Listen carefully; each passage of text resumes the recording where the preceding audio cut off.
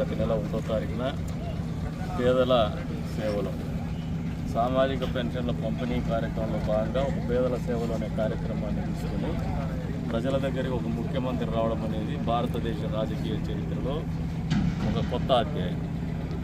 దీన్ని ఈ రోజున కదిరి నియోజకవర్గంలోని తలుపుల మండలంలో పెద్దనవారిపల్లి గ్రామంలో రేపటి రోజున అంటే నవంబర్ 1, 2025 సంవత్సరాన ఆచరించబోతాం.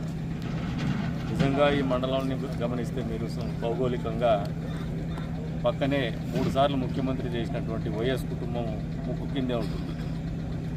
నిరంతరము వాళ్ళు బెంగళూరు పోవాలన్నా, బెంగళూరు ప్యాలెస్ పోవాలన్నా, లేదు కదిరి మీద పోవాలన్నా ఖచ్చితంగా తలుపుల మండలాన్ని టచ్ చేసి పోవాలి. కానీ పక్కనే ఉండి ఏదో అద్భుతాలు చేస్తాను, ఈ ప్రాంతానికి మంచి చేస్తా అని చెప్పేసి నమ్మబలినటువంటి ముఖ్యమంత్రిగా పనిచేసినటువంటి జగన్మోహన్ రెడ్డి కావచ్చు, వైఎస్ రాజశేఖర రెడ్డి గారు కావచ్చు, ఎప్పుడు కూడా ఈ మండలంలో ఒకటంటే ఒక మీటింగ్ పెట్టినటువంటి దాఖలాలు కూడా చరిత్రలో లేవు.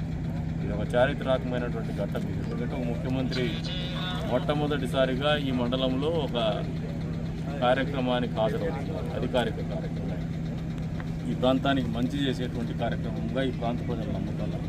ఎందుకంటే మొన్నే ఆయన గతంలో ముఖ్యమంత్రిగా పనిచేసినారు. ఏదైతే 14 నుంచి 19 ఆ టైంలో హంద్రీనివా మెయిన్ బ్రాంచ్ కెనాల్ ఏదైతే ఉందో మొత్తం కాలువ పనులు పూర్తి చేసినటువంటి పరిస్థితి.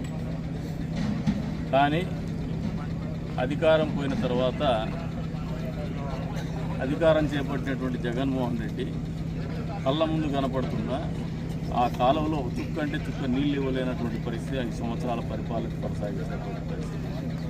ఈ సంవత్సరంలో 16 నెలల అధికారం లేదు, 16 నెలల పరిపాలన కొనసాగింది.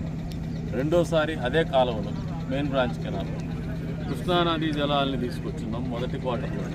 ఈసారి మళ్ళీ రెండవసారి నీళ్లు తీసుకురావడమే కాదు, చెరువుల్ని కూడా అతిపెద్ద ఊట చెరువు అయినటువంటి కొండారెడ్డి చెరువుని కూడా నీళ్లతో కృష్ణానదీ జలాలని నింపినటువంటి ఘనత చంద్రబాబు నాయుడు గారు అని చెప్పేసి కూడా ఈ సందర్భంగా తెలియజేస్తారు.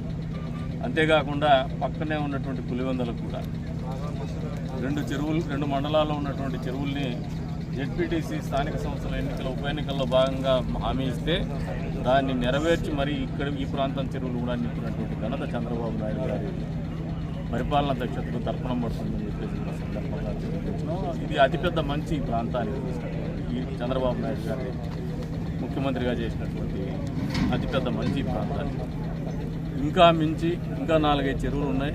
మెయిన్ బ్రాంచ్ కెనాల్కి తొందరలోనే మళ్ళీ టెండర్లు పిలుస్తారు. ఇంకా కొద్ది వరకు మరమ్మతులు ఉన్నాయి. దానిలో భాగంగా మిగతా చెరువులకు కూడా నీళ్ళు ఇచ్చేటువంటి